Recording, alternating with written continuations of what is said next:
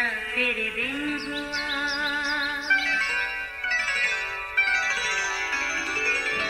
नया फिर दिन हुआ, पुरानी रात का करे सो शुक्र हम खुदा की जात का, खुदा की जात का नया फिर दिन हुआ।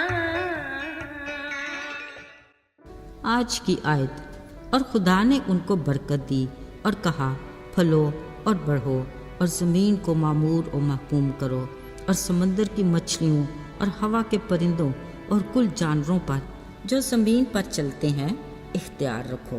पैदाइश पहला बाब 28वीं आयत। अजीज़ों, एक आदमी पिंजरे में काफ़ी सारे परिंदे बंद किए सड़क के किनारे दरख्त की छांव में बैठा था।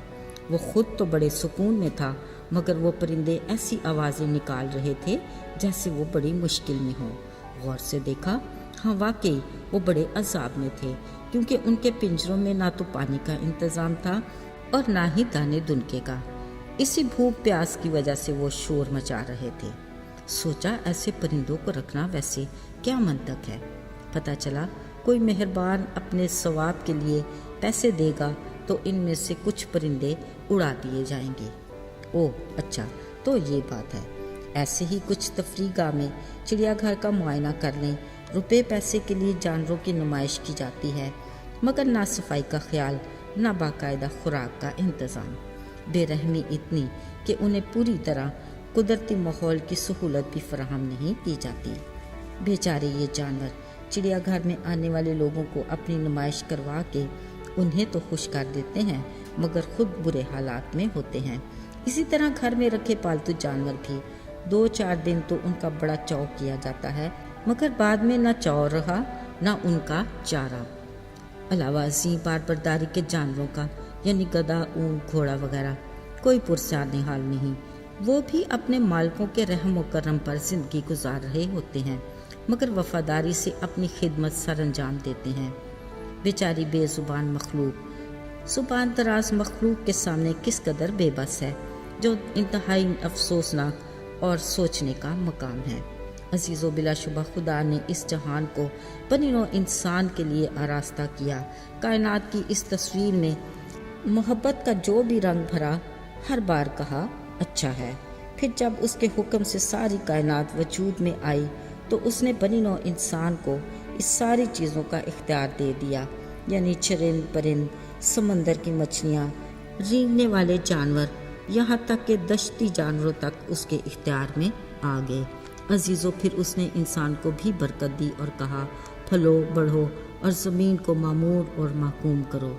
अजीज़ों, खाली खुदा का अपनी तख्लीक की हर शय पर इख्तियार देना कितना बड़ा एजाज़ है। सोचा जाए ये कितनी बड़ी जिम्मेदारी है जो खाली खुदा ने इंसान को दी। अब देखना ये है कि इंसान ने अपनी जिम्मेदारी को किस हद तक निभाया। परिंदों, पालतू जानवरों और बारबरदारी के जानवरों के साथ इंसान का रवैया और सलूक तो हम देख चुके, जो काबिल मज़म्मत है। याद रहे, जहाँ मुनसिफ खुदा हमसे हमारी और बहुत सारी चीज़ों का हिसाब लेगा, हमारी इस जिम्मेदारी का हिसाब भी मुबर्रा नहीं। हाथ की 5 उंगलियां बराबर नहीं। कुदरत की इस हिकमत को फरामोश नहीं करना चाहिए।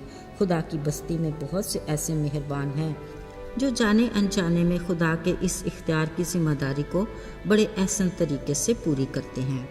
आपने भी देखा होगा, कुछ लोगों ने परिंदों के लिए ऐसी खूबसूरत जगह बनाई हैं कि अक्ल दंग रह जाती है। वो अपने बच्चों की तरह उन्हें दाना दुनका खिलाते हैं कि बेसाख्ता मुँह से उनके लिए दुआ निकलती है। अलावा अजीब पालतू जानवरों के ऐसे ठिकाने कि खाली खुदा आसमानों से देखकर यकीनन मुस्कुराता होगा। अजीज़ों, वैसे सोच कर हैरत होती है कि बनिनो इंसान को खुदा ने जिस पर इख्तियार दिया और जिसकी जिम्मेदारी सौंपी, वो तो इंसान निभा ना सका, मगर उसने अपने ही जैसे इंसान को कमज़ोर, मजबूर, लाचार समझकर अपने इख्तियार में कर लिया और अपनी मर्जी के ताबे करके गुलामी के शिकंजे में जकड़ लिया।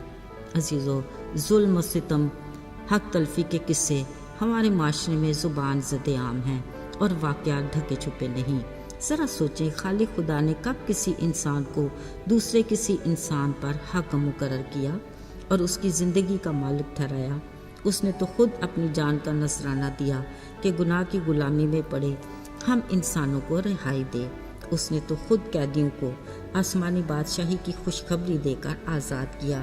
ہمیں اس کی بے انتہا محبت اور بے مثال قربانی کے لیے اس کے ہر پل شکر گزار ہونا چاہیے، جو بیان سے باہر اور ادراک سے پرے ہے۔ آئیے دعا کریں۔ اے خدا، ہم تیرے شکر گزار ہیں کہ تو نے اپنے بیٹے یسوع کے وسیلے ہمیں باپ کہنے کا حق دیا۔ جب ہم اپنے حقوق کے حقدار ہونے کا دعویٰ کرتے ہیں، توفیق عطا کر کہ ہم اسی وفاداری سے اپنے فرائض بھی سر انجام دیں۔ توفیق عطا کر کہ ہم تیری دی ہر ذمہ داری کو تیری مرضی کے مطابق نبھا سکیں تاکہ برکت پائیں۔ یسوع کے مبارک نام میں آمین۔